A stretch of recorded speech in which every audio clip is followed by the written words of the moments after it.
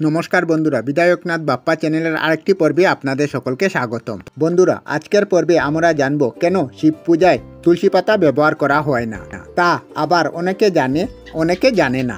জানতে ভিডিওটি শেষ পর্যন্ত দেখুন। বন্ধুরা, হিন্দুদের প্রায় সকল দেবদেবীর পূজায় তুলসী পাতা ব্যবহার হয়। তাদের মধ্যে এমন কয়েকজন দেবী দেবতা আছেন যাদের পূজায় তুলসী পাতা ব্যবহার হয় না। মা লক্ষ্মী, হর পার্বতীর পুত্র গণেশ ও মহাদেবের পূজায় তুলসী পাতা ব্যবহার হয় না। আজকের পর্বে আমরা জানব মহাদেবের পূজায় কেন তুলসী পাতা ব্যবহার করা হয় না। মহাদেবের পূজা বেলপাতা ছাড়া অসম্পূর্ণ, তবে কেন তুলসী পাতা মহাদেবের পূজায় ব্যবহার করা হয় না।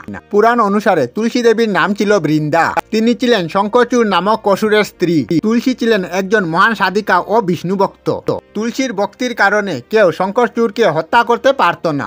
শঙ্খচূড় যখন যুদ্ধে যেত তখন তুলসী তার স্বামীর মঙ্গলার্থে কঠোর তপস্যা করতেন। তুলসীর তপস্যার কারণে শঙ্খচূড়কে বধ করা অসম্ভব হয়ে পড়ে।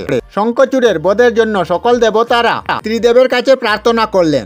দেবতাদের মঙ্গলার্থে এবং ত্রিলোকে অধর্ম ধ্বংস করে ধর্ম স্থাপন করতে শ্রীহরি বিষ্ণু তুলসীর তপস্যা ভঙ্গ করেন এবং দেবাদিদেব মহাদেব শঙ্খচূড়কে বধ করেন।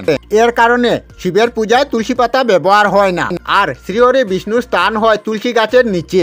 যেহেতু তুলসী ছিল শঙ্খচূড়ের স্ত্রী, তাই শিব পূজায় তুলসী পাতা ব্যবহার করলে সংসারে বিপদ আসতে পারে। আমরা আমাদের চ্যানেলে সব ধরনের ভিডিও আপলোড করি, যেমন ব্লগ, নিউজ, কুকিং ভিডিও, ধার্মিক আলোচনা ইত্যাদি।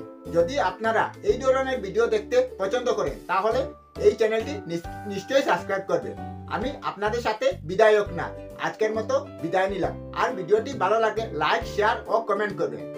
ভিডিওটি সম্পূর্ণ দেখার জন্য অশেষ ধন্যবাদ।